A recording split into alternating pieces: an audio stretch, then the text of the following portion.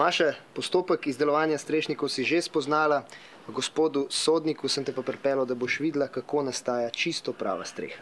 Ja, veste, meni namreč pušča streha, ne, in zato moram imeti celo novo streho. Strešnike sva že kupila, sva že bila pri enemu gospodu, ki nam je prodal strešnike. Zdaj se pa Erik prostovoljno javil, da bi on rad malo več zvedel o tem, kako se polagajo strešniki in da bi morda celo pomagal pri celi zadevi. In če nama lahko na kratko razložite, kako poteka vaše delo. Lepo, da ste se odločili za sanacijo strehe, verjetno vam se zamaka, se pravi spušča, kako oziroma kdo vam je pa svetoval za nabavo strešne kritine? V bistvu Erik, ja. Erik me je odpeljal. Jaz sem jo peljal k gospodu Golobu, kjer izdeluje, mislim, da betonske strešnike in je razložil celoten postopek, tudi v proizvodno sva šla in videla, kako v bistvu nastaja strešnik od A do Ž. Glejte, običajno je to tako. Pri vsaki strehi, vsaka streha je drugačna, specifična. Običajno se to pokliče mojstra kleparja krovca, ki pride in si ogleda streho. In na podlagi ogleda strehe on tudi vam svetuje nabavo strešne kritine. Aha, to se pravi, sva naredila napako, da že imava strešnike, pa si klepar še ni ogledal strehe? Niti ne, ampak gledajte, vsak strešnik je določen za določen nagib strehe. Tako da odvisno od naklona strehe se tudi strešniki kupujejo. No, vse približno, če pogledam tole streho tukaj, je nekakšen takle nagib kot ta za nami. Torej, bo opečnat strešnik dober? Bo, za ta naklon je opečnat strešnik dober. Ampak vseeno, če nam lahko malo razložite proces dela, da bo Erik vedel, kako in kaj potem? Glejte, vi imate verjetno obstoječo hišo, ki je že stara nad 20 let. Ja. In te hiše običajno včasih niso imeli zračnih mostov. Se pravi, je bilo samo poletvano in na letve so se dali strešniki.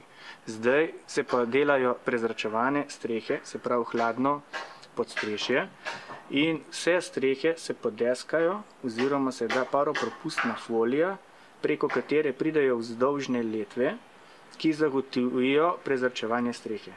Na te vzdolžne letve se potem poletva in na letve pridejo strešniki. Vezne pločevine, vse to. Recimo, če pogledamo te kritine različne, na Primorskem skrile uporabljajo, na Gorenjskem recimo bobrovc. Kakšne so to razlike med različnimi kritinami? Ja, so. Naprimer bobrovc, lahko jih eden poč se še nič ne pozna, da je kaj narobe, največkrat, če je pokrit prav po starem, ne kronskem sistemu. Kronski sistem je, ki so bolj razmaknjeni, pa sta dva, eden na drugem skupaj, pa boste videli, da so v vrstah in je večji presledek. Da porabiš manj letu. No in za konec, če vas lahko še vprašam, kako bi opisali svoje delo? Svojo poklicno pot, ki je trajala 48 let. Ja, prav posrečenje je bilo. Vsakič je bilo nekaj novega. Zdaj je pa preveč novega že. Kako pa je recimo gre vse po vrstnem redu? Kje začnete najprej izdelovati streho? Pri žlebovih ali pri letvah? Ali kje? Lejte, prvo se mora streha odkriti.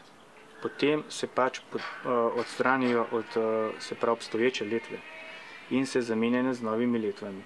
Ko se ostrešje pripravi, potem se izvedejo kleparska dela. Se pravi, najprej se postavijo kljuke in žlebovi, čelne obrobe in žlote. Ko so kleparska dela opravljena, se streha pokrije. Povejte mi, kako je s tem delom na višini? Jaz sem gledala gospode, ki so bili na strehi, bili so tako vajeni tega, nič jih ni bilo strah. Jaz si ne predstavljam, da bi zdaj morala sama na svojo streho. Kako je s tem? Ja, lejte, vsak poklic ima svoje zahtevnosti, svoje dejavnosti. Naš poklic se pač večino časa izvaja na strehi in temu primerno morajo biti tudi, se pravi, delavci usposobljeni. To pomeni, da moramo upraviti, se pravi, zdravniški pregled, ki vključuje tudi, se pravi, delo na strehi, se pravi, višinski pregled. In potem, ko s časoma, ko to delaš na strehi, si tudi na višino, bom rekel, po domače navadiš. Torej, jaz sem predtem razmišljal, da bi šel malo na streho pogledati z vami, seveda pod vašim strokovnim vodstvom, kako stvari potekajo, da bi potem vedel naprej Maši svetovati pri recimo delu oziroma mi pomagati pri njenim kritju strehe. Ali grem jaz lahko zelo gor na streho? Ne, lejte, ni to tako enostavno, kot se vi predstavljate. Že samo delo na strehi je nevarno in je zelo izpostavljeno raznim padcem, zdrsem iz strehe. Zato moramo mi kleparji krovci uporabljati, se pravi, varnostno oziroma zaščitno opremo. Tako, če želite na streho, potem bi morali vi prvo se pravi zaščititi, imeti primerno obutev, hlače, se pravi delovne rokavice, čelado, pasove in šele potem imate pogoj, da ste lahko sploh na streho.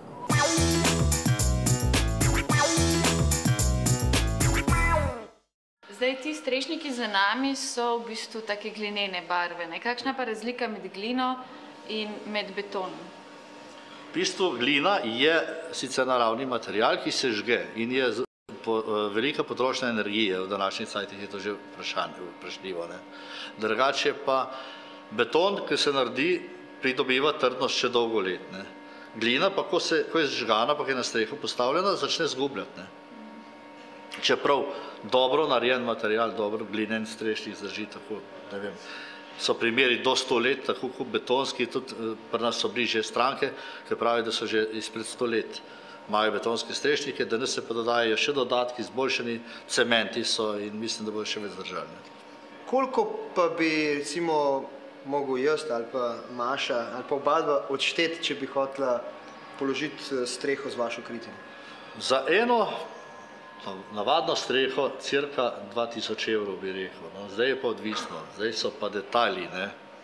Zanimivo je pri naših strešnikih, strešniki so ena tarifa, sami strešniki bi bili morda 1500 evrov, ampak pol so krajniki, zračniki, snevobrani, mislim, slemenjaki, zaključni slemenjaki, pa en kup dodatkov. Pri nas predstavlja to cirka 10 do 20% cele strehe.